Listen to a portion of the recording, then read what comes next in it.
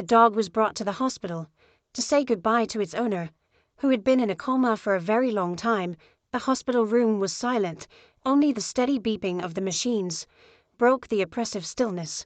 On the hospital bed lay Tom, once a strong, cheerful man, now just a body, kept alive by machines.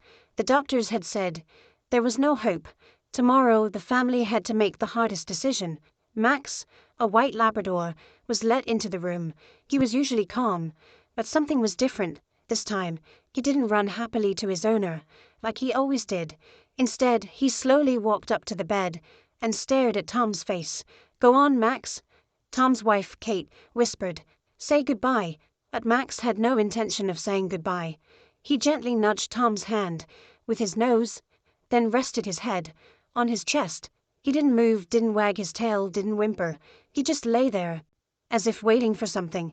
Minutes passed. The doctors exchanged glances. "It's time," one of them said, hinting that the dog should be taken out. But just as the nurse stepped forward, Max suddenly twitched. His ears perked up, his tail stiffened. He jumped up, pressed his nose against Tom's face, and then barked loudly. Everyone flinched. "Quiet, Max," Kate whispered, but the dog wouldn't stop. He barked, whimpered, and tried to touch Tom with his paw, as if calling him back. And at that moment the monitors went wild. The steady heart rate line suddenly jolted. The weak signal turned into distinct beats. The doctors rushed to the bed, blood pressure rising, heart rate increasing. One of them murmured, in disbelief. Kate held her breath. "Tom, can you hear me?" Her voice trembled. There was no response, only the beeping of the monitors and Max's heavy breathing. As he sat beside the bed, staring intently at his owner's face, "It could just be a fluctuation," a doctor said, but there was doubt in his voice. A few more seconds passed, and then Tom let out a weak, barely audible groan. Kate gasped, grabbing her husband's hand. "Tom! Oh my God! Tom!" His fingers twitched slightly. The doctors murmured among themselves. "Impossible." Someone whispered.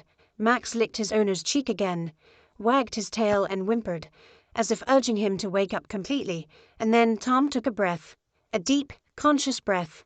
His eyelids fluttered, and a moment later he opened his eyes. The first thing he saw was Max's face, filled with joy and loyalty. "Hey, buddy," he croaked, and tears streamed down Kate's face. The doctors couldn't explain what had happened, but everyone knew one thing. The dog hadn't come to say goodbye. He had come to bring his human back. If you liked it, subscribe to the channel so you don't miss the next stories.